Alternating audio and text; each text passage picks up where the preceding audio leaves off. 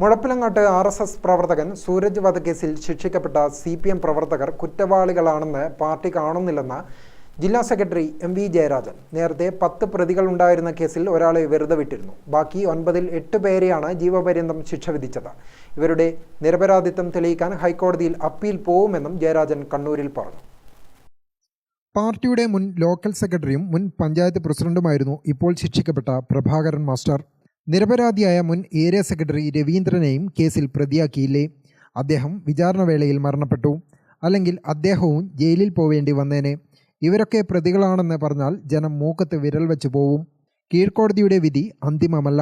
ഇപ്പോൾ ശിക്ഷിക്കപ്പെട്ടവരെ രക്ഷിച്ചെടുക്കാൻ നിയമത്തിൻ്റെ ഏതൊക്കെ വഴി ഉപയോഗിക്കാൻ സാധിക്കുമോ അതൊക്കെ ഉപയോഗിക്കുമെന്നും MV ജയരാജൻ പറഞ്ഞു.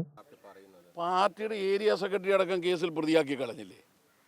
ആ TP രവീന്ദ്രൻ ഇപ്പം ജീവിച്ചിരിപ്പുണ്ടെങ്കിൽ എല്ലാവരും മൂക്കത്ത് വിരൽ വെച്ചിട്ട് പറഞ്ഞു പോകും, എല്ലാം രവിയാ. പാർട്ടിയുടെ അന്നത്തെ എടക്കാട് ഏരിയ സെക്രട്ടറിയെ 20 കൊല്ലം മുമ്പ് കള്ളക്കേസിൽ പ്രതിയാക്കിയതാണ് ഈ കേസ്. അദ്ദേഹം മരണപ്പെട്ടു പോയി, അല്ലെങ്കിൽ അയാൾ ഇപ്പം ജയിലിൽ കിടക്കണ്ടേ. അന്നത്തെ ലോക്കൽ സെക്രട്ടറിയാണ് പ്രഭാകരൻ മാഷ്.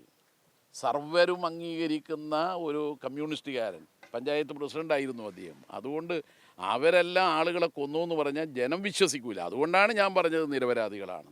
ഇവരുടെ നിരപരാധിത്വം ഇനി ഹൈക്കോടതിയിൽ അപ്പീലിലൂടെ തെളിയിക്കാൻ ഞങ്ങൾ പരിശ്രമിക്കും. അല്ല, തീർച്ചയായും കോടതി, കീഴ്ക്കോടതി അവരിപ്പോൾ കുറ്റക്കാരാണെന്ന് കണ്ടെത്തിയിട്ടുണ്ട്. അത് അന്തിമമല്ല.